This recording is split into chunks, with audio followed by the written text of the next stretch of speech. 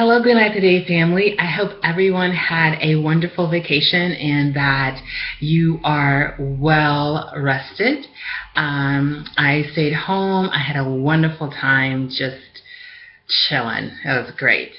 Anyway, one of the things that I've been reading is this book called When the Heart Waits by Sue Monk Kidd. And it's just an amazing book that you really have to take your time reading, but it is really worth it. And you know how a while back we had talked about the thoughts on waiting, what it means to wait. And she has a section in there where she talks about waiting, but she doesn't call it waiting. She calls it yeasting. And if you think about, if you've ever made bread, yeasting is really the time that you're allowing the yeast to rise and the dough to rise so that you can bake the bread, right? And she compared that to waiting, because even though you have to wait 45 minutes to an hour for the bread to rise, something is happening on the inside. And so I really love that term, yeasting.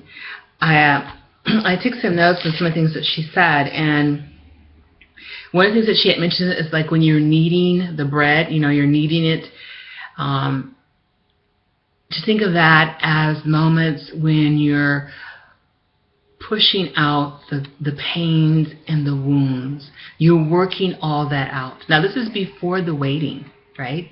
I think a lot of times we get confused and we think everything happens in the waiting, but maybe the waiting is the result of what you've been doing all this time.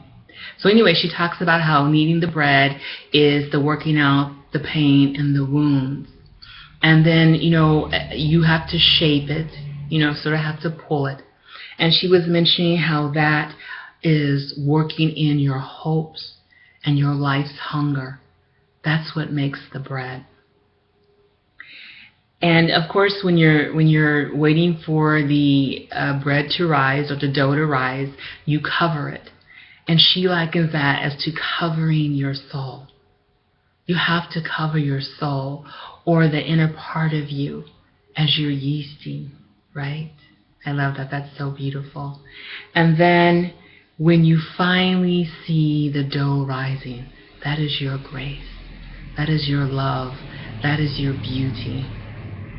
And, I like the part where she says that there's nothing to do but to be still and trust and have faith that your wholeness will arise. I think that's just really apropos for where a lot of us are at in our lives. So instead of using the word waiting, I'm going to use the word yeasting. Okay, just a couple more quotes. There was another quote by Thomas Merton, and he was a Catholic monk. He did a lot of meditation.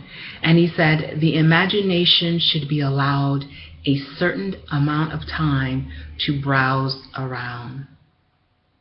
When we go shopping for clothes, I don't think I've ever, or for anything for that matter, I don't think I've ever gone in and immediately found exactly what I wanted. We allow that time, right, to find what we want and what we need. And this is the same with our imagination, our inner self, right? We allow it to arise. And we have to find it. We have to browse around. And the last one is by Meister Eckhart. He was a, what's the word? A transcendentalist, philosopher. I'll use the word philosopher. And he says the shell must be cracked apart if what is in it is to come out. For if you want the kernel, you must break the shell. That's profound enough. I don't even think I need to have to explain that one. Anyway, I hope you choose one of those 3 quotes to greenlight your day and to give you what you need to allow the yeasting to take place. Everyone, have a great week, and I will talk to you later. Bye.